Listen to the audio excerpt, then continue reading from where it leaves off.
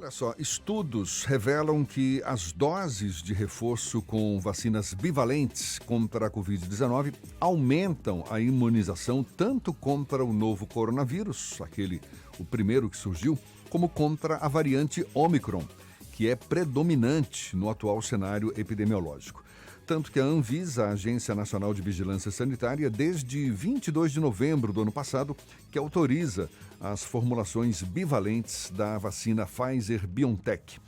Sobre essa nova vacina, essas bivalentes, sobre a eficácia desses novos imunizantes, a gente conversa com a especialista em alergia e imunologia, ela que também é integrante da Associação Brasileira de Alergia e Imunologia, a imunologista Ana Carolina Barreto Marinho, nossa convidada no Issa Bahia. Muito obrigado por aceitar nosso convite, seja bem-vinda. Bom dia, doutora Ana Carolina.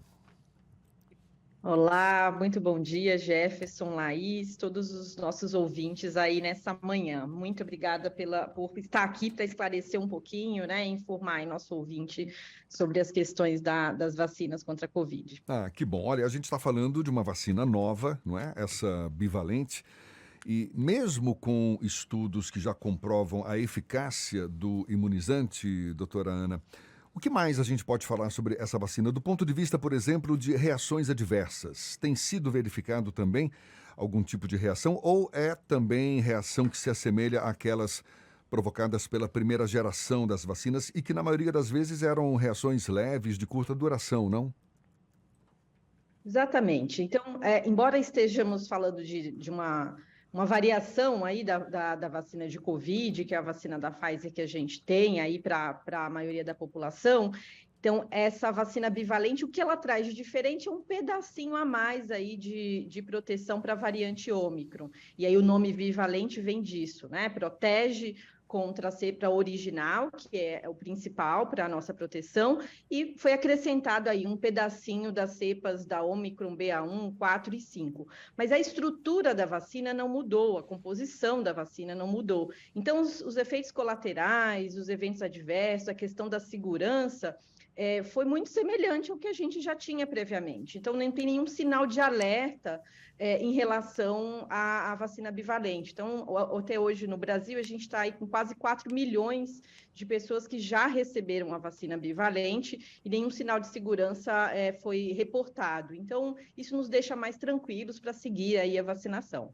Ou seja, aquelas reações, inclusive, previstas na própria bula da vacina, imagino eu.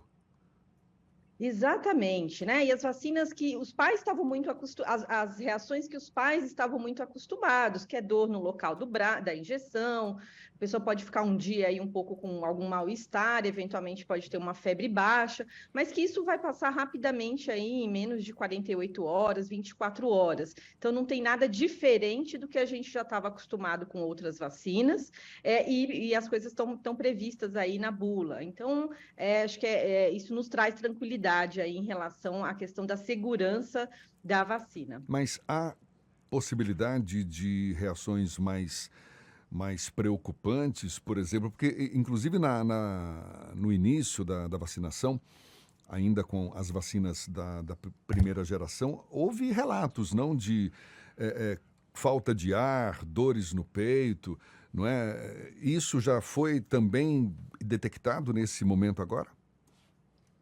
Nesse momento, não, né? É importante que assim, o mundo todo se voltou para olhar com muito cuidado as vacinas de Covid pela situação que o mundo estava, enfim, e por entender, vacinar o mundo inteiro simultaneamente, acho que foi a primeira ação do mundo. Então, a gente prestou muito atenção nesses sinais de segurança e alguns casos raros foram identificados de evento adverso relacionados com algumas vacinas. E isso não foi diferente do que já existia com outras vacinas ou até com o uso de medicamentos, que a gente está muito acostumado, né, mais acostumado com medicamentos.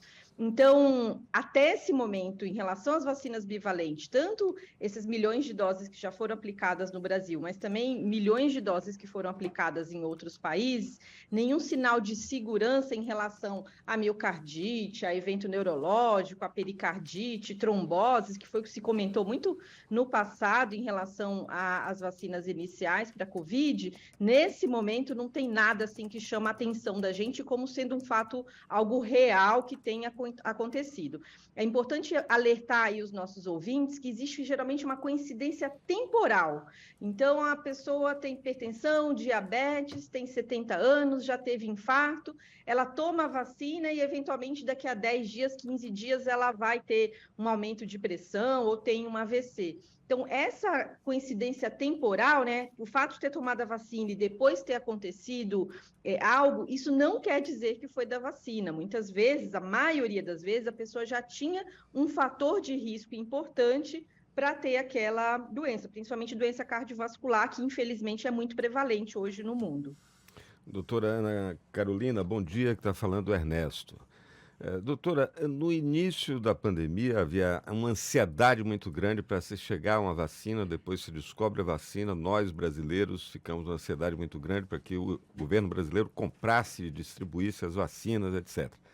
Agora a gente está vendo que chega a bivalente, mas há estoques de dezenas de milhões de doses de vacinas da primeira geração e a gente está diante da possibilidade de voltar àquela figura do sommelier de vacinas, dizer, não, eu não quero a primeira geração, não, eu só quero agora, eu prefiro esperar e tomar a bivalente. E o que é que a gente vai fazer com tantas doses de vacinas que já se aproximam também do prazo de validade? Bom dia, Ernesto. Foi muito fundamental essa sua pergunta aí. Eu acho que é importante esclarecermos isso. No começo, todo mundo tinha muito medo da doença, naturalmente, altas taxas de mortalidade, hospitalizações, e como benefício da vacinação em massa, principalmente, e outras medidas, hoje a doença não é tão grave para a maioria da população, não está gerando muitas hospitalizações, mas a gente continua com a doença. Então, hoje, a população tem essa falsa percepção de segurança. Eu vi que a doença não causa mais óbito, que as hospitalizações diminuíram, então será realmente que eu preciso continuar me vacinando ou não? Então, isso acabou desestimulando as pessoas a complementarem o seu calendário vacinal agora e receber as suas doses de reforço para as vacinas monovalentes, que a gente chama. Então, hoje a gente tem dois objetivos principais.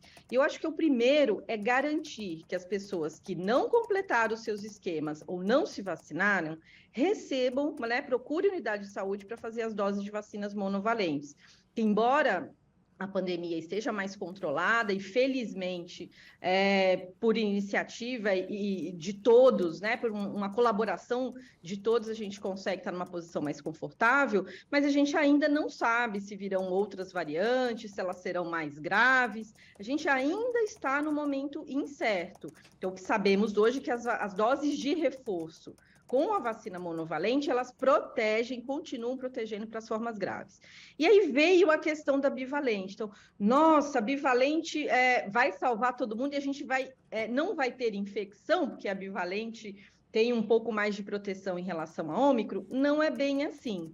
Os estudos mostraram que as vacinas bivalentes, elas são muito importantes, sim, aumentam essa proteção, principalmente quando a gente fala de Ômicron, mas o benefício foi maior para aquelas pessoas que respondem menos à vacina, como os imunocomprometidos, ou que perdem a resposta protetora mais rápido, como as pessoas mais idosas. Então, hoje, o benefício das vacinas bivalentes é para essa população especial que precisa ser mais protegida, porque é mais vulnerável para doença grave.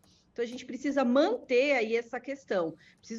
Não estou no grupo prioritário ou no grupo de risco, isso não quer dizer que eu não preciso completar meu esquema com as vacinas monovalentes, e as vacinas monovalentes continuam tendo um papel muito importante na proteção contra a doença grave. Então, isso é importante ficar claro. A gente precisa das duas nesse momento. Certo.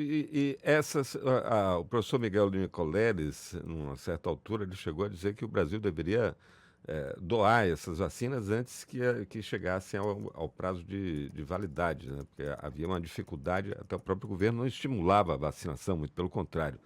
Algumas figuras proeminentes do governo anterior faziam um discurso oposto, né?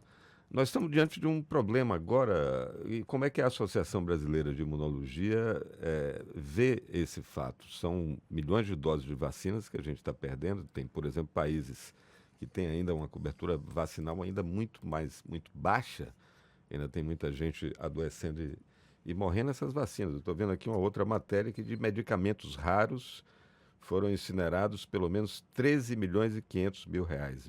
Medicamentos, por exemplo, para atrofia muscular espinhal. Como cidadão, doutora, eu lhe pergunto, as entidades médicas, como se posicionam em relação a isso? Porque sempre se fala muito no financiamento, na falta, na carência de recursos para financiar a saúde pública, e a gente vê milhões de doses de vacinas prestes a vencer, medicamentos de alto custo e de uso continuado para doenças raras, para pessoas que sem o SUS não teriam outra chance. O que é que dizem as entidades médicas? O que é que diz a Associação de Imunologia sobre isso? Muito bem comentado, né? Então, o Brasil hoje tem uma posição do ponto de vista de oferecer aos usuários do SUS esses medicamentos de alto custo e principalmente em relação às vacinas, né? Então, no começo a gente teve um problema aí com falta de vacinas, mas é isso. Hoje a gente tem a vacina para oferecer, existem as salas de vacina, a operacionalização, existe a estrutura para oferecer a vacina e a população acaba não indo se vacinar. Então, um ponto crítico que foi muito debatido, isso é por todas as sociedades científicas e pela própria comunicação, pelos veículos de comunicação, é o ponto comunicação e educação da sociedade. Então, quando nós temos governantes que não incentivam a população a se vacinar, essa é a imagem que fica, né? Então, as sociedades científicas hoje, não só hoje, mas desde de meados aí da pandemia ou do início da vacinação, tem batalhado muito em relação a como nos comunicar adequadamente com a população. Qual o papel do governo em fazer essa comunicação efetiva para que a população procure as vacinas, porque isso é desperdício do nosso próprio dinheiro. Alinhar fluxos, né? Fluxos mais estabelecidos. Então, as pessoas precisam saber que existe, ter acesso ao serviço de saúde. Ela precisa entender que ela pode chegar naquele local para ter acesso a um atendimento especializado, por exemplo.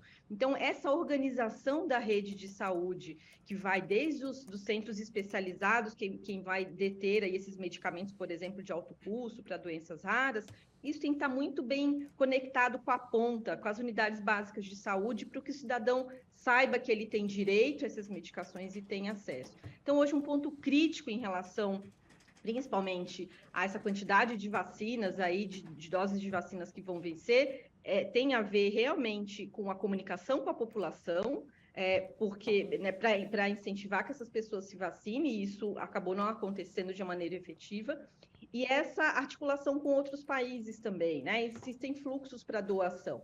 A grande questão é que os prazos de validade são muito próximos, e aí essa logística de doação para muitos países nem sempre ela vai ocorrer em tempo oportuno, e ainda existe uma questão de escolha do país em relação ao imunizante. Então, não necessariamente o que o país que precisa da vacina, ele vai aceitar o que o Brasil está ofertando. Então, existem várias questões, mas se a gente tiver que resumir em uma palavra aí essa questão do desperdício, é a falta de comunicação adequada, principalmente de incentivo dos nossos governantes em relação à população para se vacinar. E a gente espera que esse cenário se modifique aí com todas as ações que têm sido promovidas em conjunto com as sociedades científicas, com o próprio governo, com a comunicação, com a mídia, enfim, com vários atores. Está conversando aqui com a doutora Ana Carolina Barreto Marinho. Ela é especialista em alergia e imunologia, membro da Associação Brasileira de Alergia e Imunologia. Para a gente encerrar, doutora Ana, deixa eu te fazer uma pergunta. Eu tenho visto muitos especialistas afirmarem que a pandemia ainda está longe de terminar.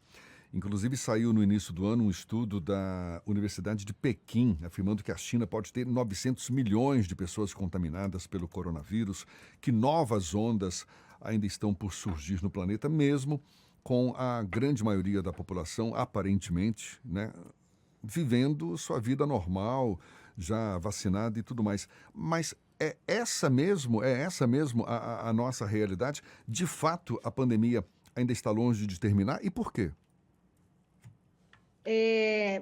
A pandemia e a circulação do vírus, a gente não tem previsão realmente de quando vai acabar, porque o que a gente tem hoje são vacinas importantes, mas com o objetivo de evitar doença grave, hospitalizações e morte. Mas nós não temos ainda uma vacina que vai impedir a transmissão, nós não temos uma vacina ainda que vai impedir casos leves, como nós temos outras vacinas. Então, a gente está numa evolução desse desenvolvimento de vacinas. Então, o que acontece?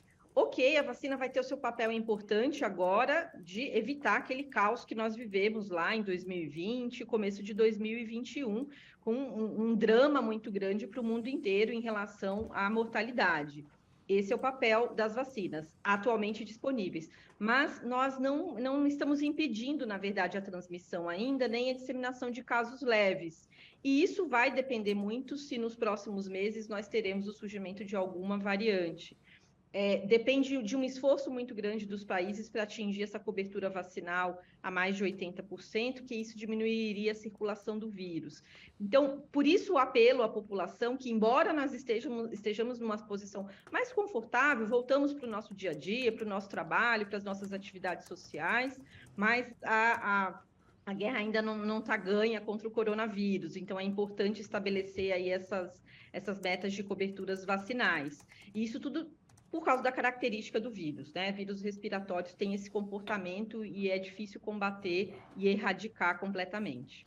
Ou seja, a gente tem que aprender a conviver com esse vírus, não é?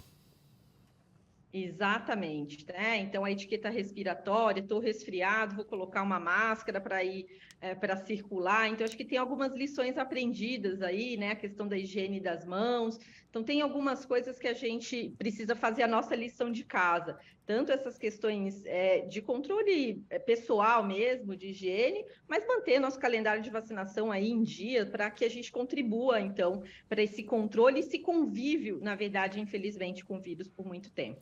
Doutora Ana Carolina, muito obrigado pela sua disponibilidade. Bom dia e até uma próxima, então. Eu que agradeço o convite e a oportunidade. Bom dia a todos vocês e aos nossos ouvintes. Doutora Ana Carolina Barreto Marinho, ela que é especialista em alergia e imunologia e membro da Associação Brasileira de Alergia e Imunologia, conversando conosco aqui no Isso é Bahia. Lembrando uma lição importante: quem toma vacina não vira jacaré. Por favor, não é?